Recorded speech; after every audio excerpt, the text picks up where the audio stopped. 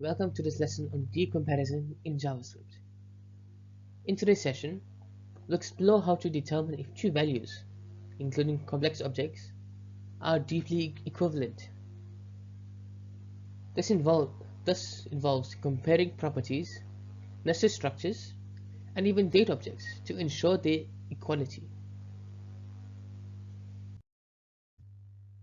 The main goal is to verify if two values, which might include nested objects or arrays, are equivalent in structure and content. This involves comparing nested properties, accounting for special cases like null, undefined, and data objects, and ensuring that property types match.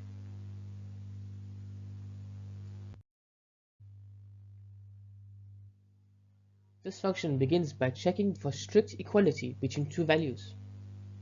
It handles special cases like data objects by comparing their timestamps. For objects, it recursively compares their keys and values, ensuring that nested structures are also deeply equivalent. The comparison process begins with simple checks for equality and special cases like data objects. If the values are objects, we compare the keys and recursively validate each key value pair. This ensures that even deeply nested structures are compared thoroughly.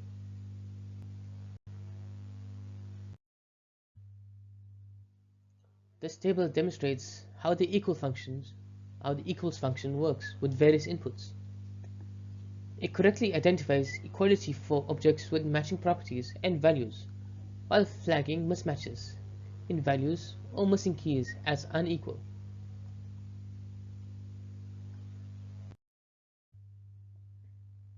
This ES6 version leverages concise error functions and modern JavaScript features to make the implementation cleaner and more readable.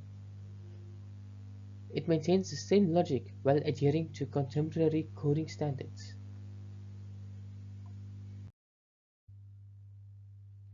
Deep comparison is essential in various real-world scenarios, such as unit testing, state management, and data validation. It also plays a crucial role in deduplication algorithms, where objects with identical content need to be identified.